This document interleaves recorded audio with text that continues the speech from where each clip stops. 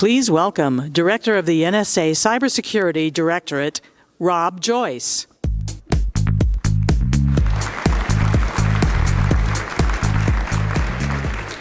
Hey, good morning, everyone. It's really a pleasure to be here, and I appreciate the invite to come and talk a bit today. I want to start by saying and remembering back in January, a cyber attack took down the Ukrainian government websites, and it started with an ominous warning. It said, "Be afraid, be very afraid, expect the worst." Right? That quote, "Be afraid, expect the worst," was kind of the banner that showed that there was going to be something different, something very aggressive in that space between Ukraine and Russia. The attack struck the websites of the foreign minister, the cabinet of ministries, the Security and Defense Council, and a whole bunch of others. It was the start of a hybrid war in Ukraine. The kinetic activity we're seeing today is the biggest in Europe since World War II.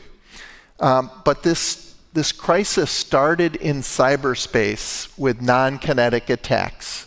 We may think that it wasn't a big deal out there in the Ukrainian landscape, but it actually was.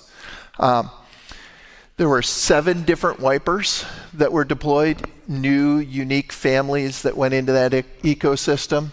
But there was also an attack on the satellite system. Viasat was hit, and that wound up taking out the information connections to a number of power generation wind turbines in Germany and a whole bunch of critical infrastructure to include emergency services in France and a lot of internet connectivity. So when we sit back in the US and said, well, everybody worried about the Russia-Ukraine invasion being a significant event, it actually was. It was pretty big. So what did we learn in Ukraine? I'm going to talk about 6 different things that I took away from those activities in Ukraine. I'll hit the headlines here, and then I'll expand on it beyond that. So first, both espionage and destructive attacks will occur in conflict. Second, industry really has unique insights into these conflicts, right? The information that Mandiant, Google, and others in the community bring is unique and special. Third, sensitive intelligence can make a decisive difference. And fourth, you can actually work to and develop resiliency skills. The 5th is I would definitely recommend you don't try to go it alone. And 6, I will tell you, you have not planned enough yet for the contingencies. So let me break those down and talk about each in turn. First, there was both espionage and disruption effects in this conflict. Right? I talked about the destructive things, the wipers that were deployed. This was unique, custom-built malware that was first ever deployed into that space. And while those cyber attacks were primarily focused on the Ukraine infrastructure, they did spill out into near neighbors. Right? It hit that European infrastructure.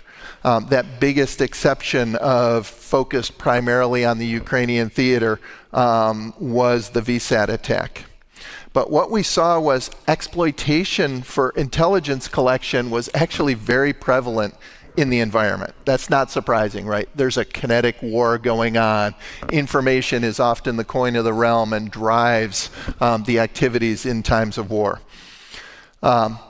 Not all of that intelligence collection was Russia, though, right? We saw China and others collecting on the situation there. A lot of people wanted to understand what was going on in that activity.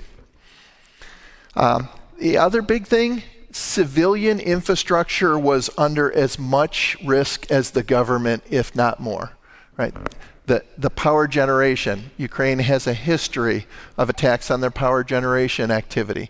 The information about what was going on in the city, the state of the activity, where people were, what they were doing, all of that is important to war efforts. So the espionage and destructive activities are things that are going to happen in conflict, and they're going to happen to civilian infrastructure. They're going to happen to things that are not just critical infrastructure, but contain the information that the combatants need. The second point was that industry has unique insights into these conflicts.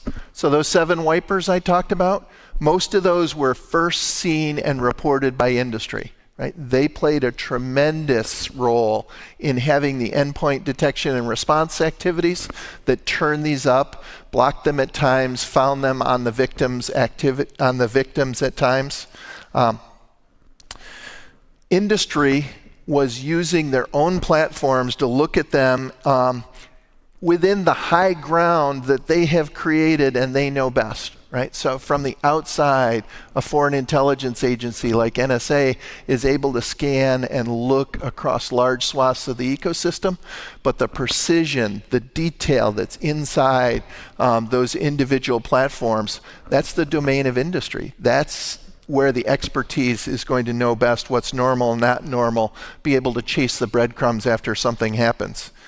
Also, it's typical that industry assists after an attack, right? They're going to be the experts in incident response and go in and be the first people on the ground looking at bits, trying to unravel the logs and the details to find the remnants, the pieces that are there, and to understand it. So those unique views, that information, and especially the sharing industry did, brought us all together to a better understanding, and that empowered what I would say is that third point, which is sensitive intelligence can make a big defensive difference. NSA's competitive advantage is twofold. One, foreign intelligence. We get to reach into and understand those threats on the horizon, out in their own space as they get closer and closer to the destination. The second part of that is we have a little bit of a deep technical expertise, understanding how to do exploitation, right? What in a practical sense are useful and common vectors for going at and producing the intelligence or the access that is needed. So taking that understanding, which is often done in using classified techniques and capabilities, I have some embedded DNA from my time at NSA that worries about protecting sources and methods. I've been fighting that instinct for the last decade or so, and really have come to a different place where I understand what we know is not nearly as sensitive as how we know it. Right? What we know is not as sensitive as how we know it. So the how we know it is that sources and methods, and that's the piece we have to protect. But we're getting much better at sanitizing intelligence and making that useful and operationally effective in defense. And we do that in a number of ways. We do that with our foreign partners. We do that with industry at scale now. And we do that knowing that it's about the operational outcomes and knowing a thing is of no use if you can't do something with it. So, revealing what we know. The other thing I've watched over the last couple of years is by revealing it, we get to understand and illuminate things that industry may already know, which gives us an opportunity to take action with that cover for action, understanding what may not be nearly as sensitive as we thought. We've developed partnerships with vital technology and infrastructure partners. They can enhance that information that we know. They can often choose to take action, right, at scale. When we work, NSA's authorities help protect the defense industrial base, the hundreds of thousands of companies who out there support the Defense Department, the production of technology, our strategic advantage. But when we do take action to protect the defense industrial base, those actions ripple well beyond the companies you think of as defense contractors. We reach a cumulative estimated 2.5 billion endpoints when we talk to our partners and say, this is a bad thing, can you detect it, can you stop it, can you block it? So reaching out to that scope and scale, when we protect us, we protect you. And it's through partnerships with industry that really get us to that scale. So over the last year, we've had more than 8,500 analytic exchanges where we take information and talk to a corresponding industry analyst or expert. Now that's not, here's an IP, throw it over the fence, they catch it and try to figure out what it means. That's an ongoing dialogue of, I am pursuing this piece of malicious activity that was first observed in the Russian theater against Ukraine. What do you make of it? Is it used anywhere else? Can we abstract the tradecraft to find other permutations of that in other places? And it's really paying off. I think the focus there is how do we get signal through the noise? How do we take the vast amount of threats and coalesce those to a short, specific look at what is most impactful, either the most threatening or the best technique to knock it down. So the fourth area I was talking about is you can develop resiliency skills. So I take away from the Ukraine crisis just how good they've gotten at doing defense. They've been under attack for years. The electric grid, their government agencies, industry. I don't have to remind this room that the origin story of NotPetya, it is the Russia-Ukraine conflict, right? It goes back a number of years. So they develop skills at hardening. How do they build a defensible architecture? But most importantly, they got good at doing backups and restoration. They have that practical experience. When the wipers hit, they kind of shrugged it off. They rebuilt their machines and they moved on. So that's what I watched from the outside with our Ukrainian partners is they took the punch, they rolled with it, they got back up, they dusted themselves off, and they kept going because they had an incident response plan. They knew what they were going to do in the face of these emergencies, and they were well practiced, right? So can you and your team say that you absolutely know that that backup's going to come back? Do you know that you can recover that data and rebuild that image so that your operational technology, that your key business process is going to come back up? That's what they learned was resiliency skills.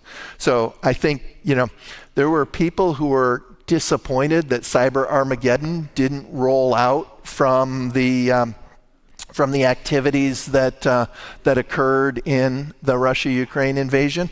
But I really believe that some of the credit definitely goes to the incident response skills of the Ukrainians and the things they did to harden and protect there. So fifth area, don't try to go it alone.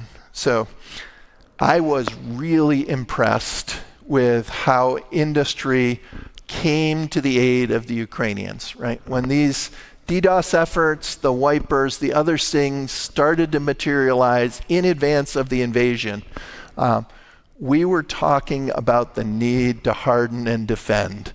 We were talking about the imminent threat, the coming invasion, and a segment of industry listened and started to help. Right? They rallied to the point where a lot of domestic processes that were being run on servers inside the threatened area that might not have power, might not even have a building, were moved up into the cloud.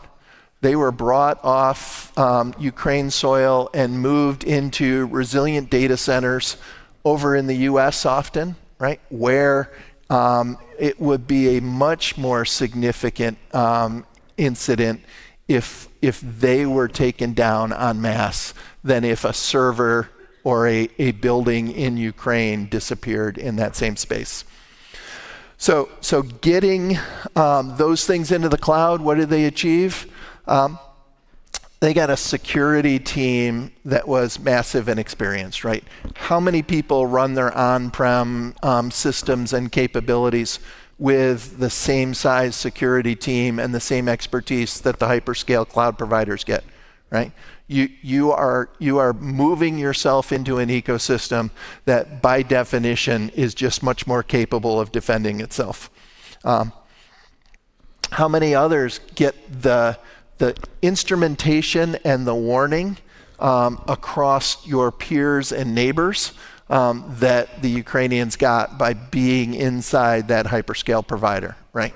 So what they got was response teams, 24/7 expertise, as well as leads and information that came from their near neighbors. And that provider was working with NSA to look at the foreign intelligence, and we were combining the defensive opportunities both of government and industry. So my point, don't try to go it alone. Get yourself some security at scale. The sixth area I would highlight is you have not planned enough for contingencies. So industry found out they had many ties to Ukraine and Russia as the conflict lit off, right?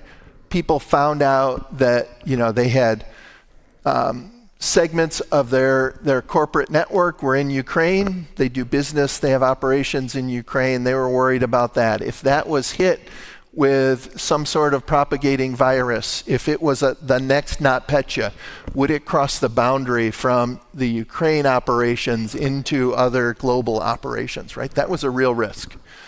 So CISOs and CIOs were having to make on-the-fly calls of how they would either cut off their networks or the extra segmentation they were putting in place.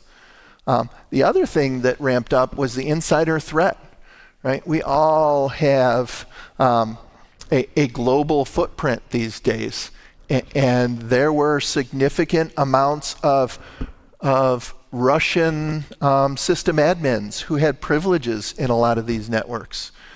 Was that a risk? Don't know. Do you have to worry about it? Absolutely. What about the Ukrainians? As they watch their country get invaded, would they take action on these commercial platforms to maybe push back against Russia and do things that would cause security risks or liabilities, right? So all of these things were last-second considerations that people were scrambling. The other really big thing was all of these employees, whether they were in Ukraine and were subject to physical attack, or they were in Russia worried about whether they'd be able to get out after an invasion and US sanctions and other things. There were people issues that companies wanted to resolve. They wanted to take care of their people, either get them out of the zone of conflict or get them out of what is increasingly a hostile environment where the local government is at odds with the US. So thinking about your people in advance was yet another challenge. So I would highlight again, you have not thought enough about those contingencies. So take a step back now and think about the China-Taiwan tensions. We had advanced warning of the Russia invasion. What would you do if tomorrow you got advanced warning of a China-Taiwan conflict? Right? What business decisions would you have to make? What would you think about in terms of the defenses you need in place or the changes you need to make? So I'd invite each of you to start with a thought experiment, right? If you're in cybersecurity, think about your company and your partnerships. What's it mean in a China-Taiwan conflict? Second, I'd then expand to a tabletop exercise. Get C-suite executives, board members to run through that same scenario and scratch out the names Russia, Ukraine, and put China, Taiwan. It's a scary thought, right? But it is something you do need to consider. It's a non-zero chance, right? Look at the tensions in recent months, how they escalated and changed. So I think this needs to be a consideration in risk registers, and you need to have a plan. Right? Doesn't mean that you have to go to extremes, but talk about it now and think about those hard decisions. What would you have wished you planned or decided or executed well in advance? Start it now. So I'll highlight our adversaries right now have worldwide reach. They integrate globally across the domains. The consequences of their cyber actions transcend the international borders, right? That is a takeaway, a key takeaway from Russia-Ukraine. Now that I've put you in that frame of thinking Russia-Ukraine, step back and think about the global environment. We have returned to a point where we are concerned about the nation-state threat, right? We've spent 20 years considering what is the business risk of terrorism. We are back to the point where, no kidding, adversaries are thinking about our infrastructure and business processes. And as we saw in Ukraine, the line between wartime and peacetime is increasingly blurred. And there's a growing impact on the civil components of infrastructure in the case of war. When we think about these nation-state conflicts now, we've got to get to the point where we consider the ways in which we need to invest in cybersecurity, in hardening and doing the hard things that we need for our business processes, right?